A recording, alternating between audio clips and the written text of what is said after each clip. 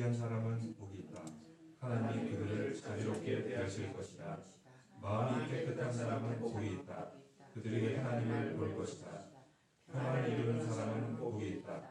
하나님이 그들을 자기의 자녀라고 부르실 것이다. 아멘. 오늘 말씀은 제가 새벽 기도에 계속해서 이어가는 팔복의 말씀으로 함께 나누려고 합니다. 먼저 7절 말씀에 보면은 긍휼히 여기는 사람은 복이 있다 이렇게 말하고 있습니다. 왜냐하면 긍휼히 여기는 사람이 긍휼히 여김을 받게 되기 때문입니다. 오늘 7절 말씀과 그 전에 팔복과는 차이가 있는데 어떤 차이가 있냐면 첫 번째에서 네 번째 팔복의 말씀, 심령이 가난한 자, 애통한 자, 온유한 자, 의에 줄이고 목마른 자, 이것은 하나님과의 관계로부터 오는 복입니다. 그런데 다섯 번째부터 여덟 번째는 하나님 앞에 받은 복의 우리가 세상 가운데 어떻게 해야 되는지를 말씀하고 있습니다. 사람과 사람 사이에 얻어지는 축복을 그 다음에 계속해서 말씀하고 있습니다. 그래서 긍휼히 여기는 사람, 이 사람은 긍휼히 여김을 받을 것이다. 자비를 이루는 사람, 자비롭게 될 것이다. 이렇게 말하고 있습니다. 그러면 여기서 말하는 자비는 무슨 의미를 가지고 있습니까? 여기서 말하는 자비는 원어로는 헤세드라는 단어를 사용하는데 함께 경험하다, 함께 공감하다 이런 의미를 가지고 있어요. 여기서 자비라는 것은 또한 함께 공감할 뿐만 아니라 실천으로, 행동으로 그 공감하는 내용을 치유하는, 행동하는 것을 의미합니다. 여기는 조건이 없습니다.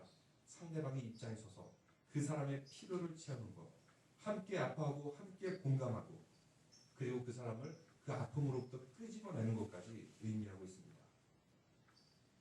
우리는 자격이 없습니다. 그렇기 때문에 우리는 능력이 없고 공감하는 마음이 없기 때문에 하나님으로부터 자비의 마음을 달라고 우리는 구할 것입니다. 만약 우리가 우리 능력과 힘으로 자비하는 마음, 긍휼하는 마음을 가지고 있으면 어떻게 될까요? 자기 의에 사로잡히게 될 겁니다. 나는 이렇게 의로운 사람이야.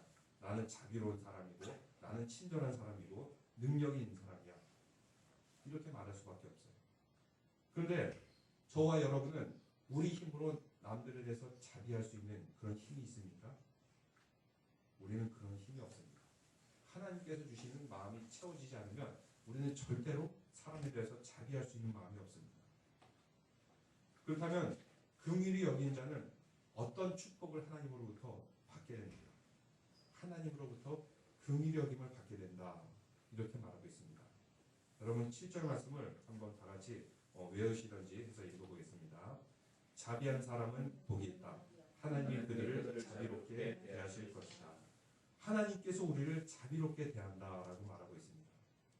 심령이 가난하고 애통하고 또 온유하고 또 의에 줄이고 목마르게 되면은 하나님께서 우리를 자비롭게 여겨주는 자비의 은혜도 함께 받게 되는 것입니다. 그래서 신학자 바클레는 이렇게 얘기했습니다. 우리가 자비롭게 여기는 것은 하나님과 우리 사이에 연합을 이루게 된다. 근데 우리가 자비롭게 여기지 않으면 하나님과 우리 사이도 격리된다.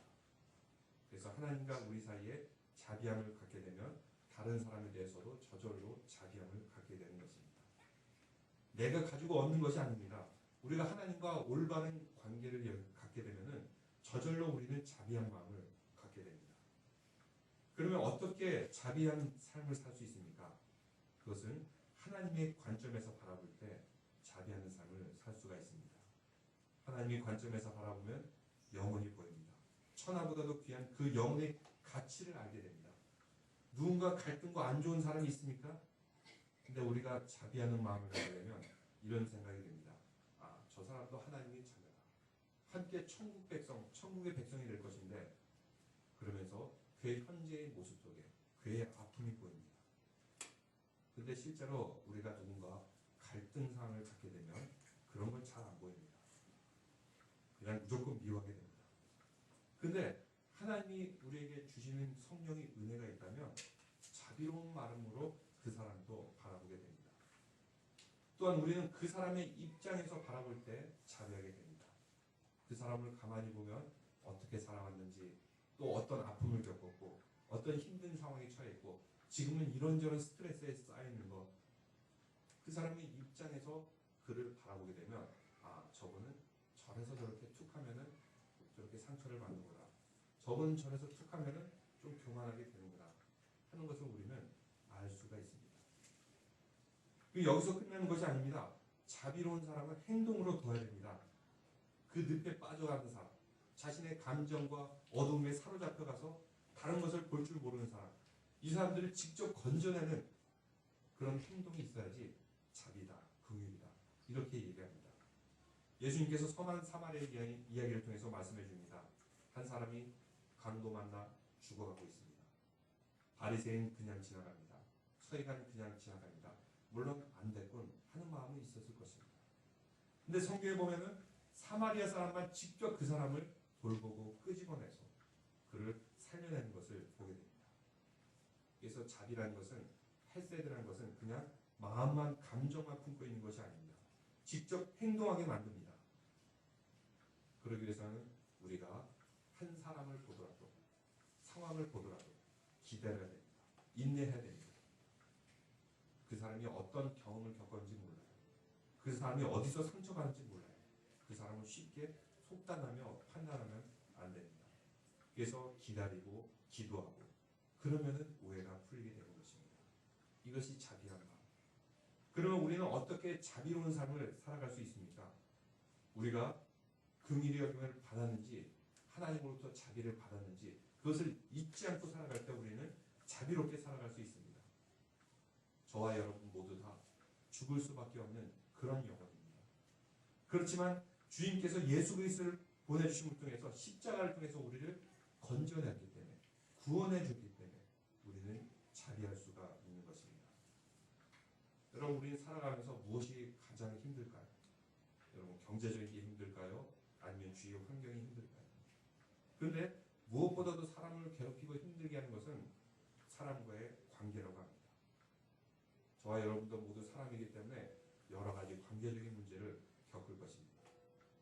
근데 그때마다 우리는 이 어려움에 같이 빠져드는 것이 아니라 하나님의 관점을 바라봐야 됩니다. 나는 하나님으로부터 자비하심을 받은 주님의 자녀다. 그 마음을 가질 때 다른 사람을 그 마음대로 보기 바랍니다. 그러면 우리도 자비하는 마음을 가질 수가 있는 것입니다. 우리 가정도 그렇습니다. 여러분, 남편과 아내와 자녀와 부모 간에 서로 섭섭한 게 있어요. 왜 그럴까요? 내가 긍휼의 여김을 받아야 된다는 것을 잊어버릴 때 그렇게 됩니다. 아이고, 우리 아내가 참 나같이 못난 남편 만나가지고 이렇게 고생하지. 아이고, 우리 남편이 참 나 같은 아내 만나서 고생하지. 우리 자녀도 마찬가지예요. 나같이 못난 부모 만나서 우리 자녀가 이렇게 고생합니다. 자녀들도 그래요. 내가 더 좋은 자녀가 되었으면, 정말 저 엄마 친구 그 아들처럼 그 딸처럼만 내가 했으면 우리 부모님이 이렇게 고생하지 않을 텐데. 이렇게 서로 다른 사람의 입장에서 바라보고 다른 사람의 입장에서 긍휼한 마음을 가질 때 우리는 하나님으로부터도 자비하심을 받을 수 있다는 것입니다. 그 다음 말씀 8절을 한번 다 같이 읽어보겠습니다. 시작. 마음이 깨끗한 사람은 복이 있다. 그들이 하나님을 볼 것이다. 여기서 마음이 깨끗하다는 것은 무엇을 의미할까요? 성경에 보면 유대인들은 정결하게 지기 위해서 굉장히 많은 연구를 했습니다. 거룩해지기 위해서 무엇을 했나요? 그들은 해야 될 것, 하지 말아야 될 것, 먹어야 될 것, 먹지 말아야 될 것, 그리고 만지지 말아야 될 것, 690여 가지 항목을 가지고 이것을 하고 안 하게 되면 청결해진다, 깨끗해진다, 이렇게 생각했어요. 그러나 성경은 말합니다. 청결하게 되는 문제는 무엇을 먹고 안 먹고의 문제가 아닙니다. 그것은 우리 심령의 문제이지. 이걸 거룩이라고 하는데, 예전에 어떤 여자 교수님이 오셔서 이렇게 얘기하더라고요. 국을 끓였는데 이 국에 머리카락이 들어있다. 머리카락이 들어있어서는 안 되죠. 이물질이 들어있다. 이물질이 들어있어서는 안 되죠. 이럴 때 거룩하지 못하다, 청결하지 못하다, 이렇게 한다 그래요. 결국 우리가 분별하고 깨끗하게 하는 것, 이것은 우리가 삶 가운데 이거 먹고 안 먹고 문제가 아니라 더 중요한 것은 예수님께서 마음의 청결을 얘기해 주고 있습니다. 그럼 예수님의 제자들이 손을 씻지 않는다고 바리새인과 서기관들이 비난을 합니다. 이 정결을 행하지 않았다고 합니다. 그때 예수님께서 뭐라고 말씀하십니까? 밖에서 들어가는 것이 너희를 더럽히는 것이 아니라 안에서 밖으로 나오는 것이 너희를 더럽게 한다. 예수님께서는 분명하게 지적하고 있습니다. 진정한 청결은 마음으로부터 시작합니다. 심령으로부터 시작합니다. 그래서 성경은 카타로스라는 단어를 사용하고 있는데 순수한 깨끗함의 의미를 가지고 있습니다. 불순물이 섞이지 않은 상태, 이때가 정결하다. 그래서 여러분 가라지와 알곡이 있는데 가라지는 다 날려버리고 알곡만 남아있는 상태, 또 전쟁터에 나갔을 때 오합지졸은 다 빠지고 정예 부대만 남아있는 상태, 이것을 바로 정결하다 의미합니다.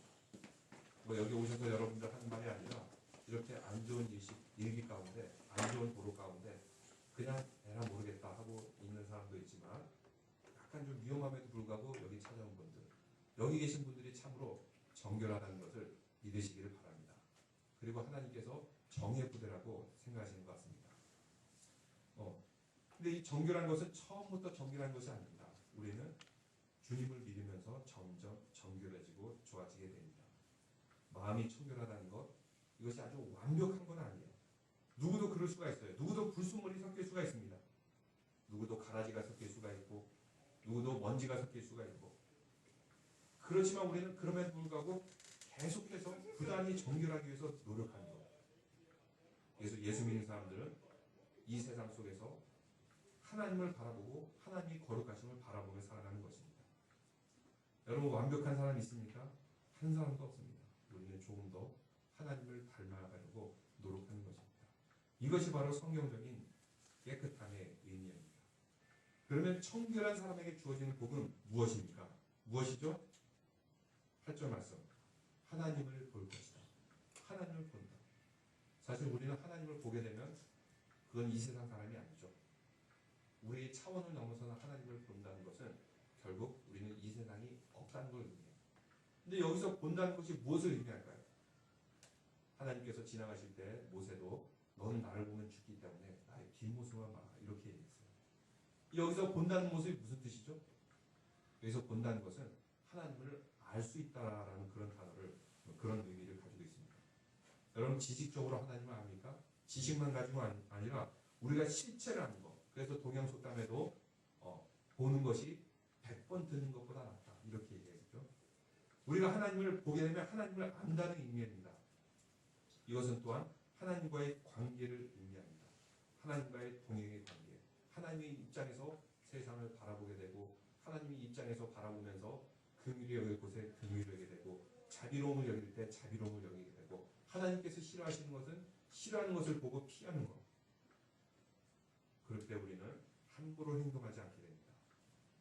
청결하게 행동하게 됩니다. 이렇게 마음이 청결한 자는 하나님과 동행하게 됩니다. 마지막 9절 말씀입니다. 다 같이 읽어보겠습니다. 평화를 이루는 사람은 복이 있다. 하나님이 그들을 자기의 자녀라고 부르실 것이다. 평화를 이루는 사람이 복이 있다, 이렇게 말하고 있습니다. 여기서 평화라는 단어는 헬라어로는 에이데네, 찬양팀도 에이데네, 그런 찬양팀도 있는데, 그리고 또한 히브리어로는 샬롬을 의미하고 있습니다. 근데 여기서 평화는 그냥 환경이 주위가 평안해가지고 평화로운 것이 아니라 이것을 뛰어넘는 것입니다. 하나님께서 주시는 그 평강, 그 평화, 죄로 인해서 하나님과 막힌 담을, 그 장벽을 우리가 뛰어넘는 그런 평화를 말하게 됩니다. 근데 우리 사람들은 원죄가 있기 때문에 하나님과 우리 사이에 막힌 장벽이 생겼어요. 죄의 장벽, 거대한 장벽이 있습니다.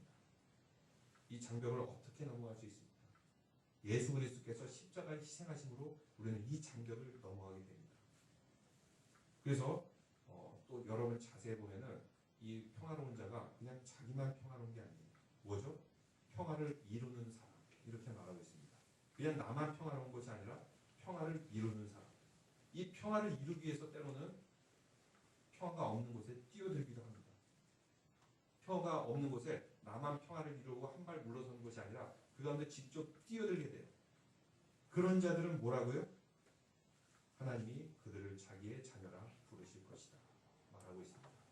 그래서 평화를 이루는 자, 원어로는 뭐죠? 피스메이커, 평화를 이루는 사람입니다. 사람이 사는 곳에 갈등과 분쟁이 없는 곳이 어디 있겠습니까? 우리 세상 속에는 언제나 갈등이 있습니다. 우리는 이것을 인정할 수밖에 없어요. 근데 중요한 것은 그 갈등이 있을 때 우리는 어떻게 하라고 그러냐면 갈등을 피하는 것이 아니라 피스메이커가 되라는 것입니다. 보면 모든 사람들은 서로 때로는 싸우기도 하고 미우기도 하고 속에 꿍하는 마음이 있어요. 근데 여기서 아무것도 없는 것처럼 위장하지 말고 그냥 어설프게 타협하는 것이 아니라 적극적으로 평화를 이루라는 것입니다. 그래서 바클레이라는 신학자는 이렇게 말합니다. 화평케 하는 자는 하나님과 사람 사이에 바른 관계를 만들어가는 사람이다. 하나님과 사람 사이에, 사람과 사람 사이에 이 갭이 있는데 죄인을 하나님과 만나도록, 그리고 사람과 서로 만나도록 주선하는 것. 이것이 무슨 역할이죠? 피스 메이커지만 또한 제사장의 역할입니다. 여러분, 이렇게 제사장이 저가 목사가 이렇게 서 있는데 왜 여기 서 있습니까? 여러분이 하나님과 만나도록 중개하는 역할을 세우기 위해서 제사장의 역할을 감당하고 있습니다. 예배라는 틀에서는 제가 제사장이에요. 그런데 마틴 루터가 만인 제사장이라고 얘기했듯이 만인 제사장이라는 것은 이제 여러분이 예배의 자리에서 받은 은혜를 세상 가운데 가서 제사장적인 역할을 감당하는 거예요. 여러분 주위에 또 여러분 이웃에 죄가 있는 사람, 하나님을 못 만난 사람, 내가 그들로 하여금 하나님을 만날 수 있도록 중개자의 다리를 나눠주는 것. 이것이 바로 제사장적인 사명이고 피스메이커의 역할입니다. 그럼 피스메이커의 반대말은 무엇일까요? 트러블 메이커죠. 갈등과 문제를 일으키는 것입니다. 그 사람만 들어가면 조용한 곳에 갈등이 생겨요. 그 사람만 들어가면 조용한 곳이 시끄러워져요. 그 사람만 들어가면 막 분쟁이 생겨요. 서로 싸우고 상처됩니다. 피스메이커와 전혀 반대되는 거죠. 그러면 피스메이커에게 주어지는 축복은 무엇입니까? 그것은 여러분 9절 말씀 뭐라고 되어 있죠? 그들을 자기의 자녀라고 부르실 것이다. 하나님이 자녀라고 얘기합니다. 당시에 유대인들 사고방식에는 이런 사고방식이 있었습니다. 누구누구의 자녀라는 것은 그 사람의 속성을 가졌다는 것과 마찬가지예요. 그래서 어떤 사람은 나는 누구의 자녀다, 누구의 후손이다, 자부심을 가지고 말할 수 있는 것은 우리 조상은 이런 분이었기 때문에 나도 그렇다. 내가 유다의 자손이다.